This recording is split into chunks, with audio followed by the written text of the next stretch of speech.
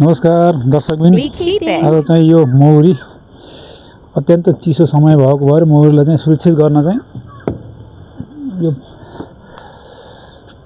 Plastic यो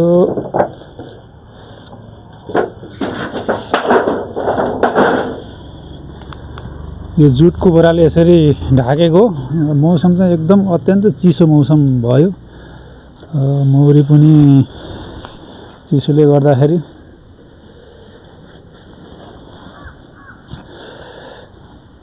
यहाँ मैले चास्नी राखिदिएको थिएँ। यो चिसो मौसमको कारण मौरीलाई चाहिँ चिसो भयो अनि यो बाहिर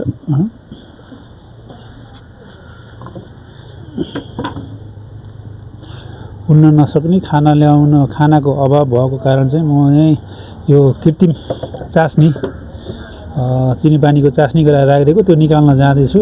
कस्तो छ, खाऊ कि खाएन हेरौँ। हेर्नुहोस्, पुरा थोरै टाढाबाट पनि गरौँ। यो फिडरमा चाहिँ चास्नी राखिदिएको थियो, सल्लकै खाएको रहेछ।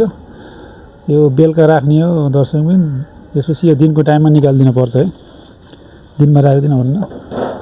अब चाहिँ यसलाई मैले फेरि जस्ताको तस्तै गरेर ढाकिदिँदैछु।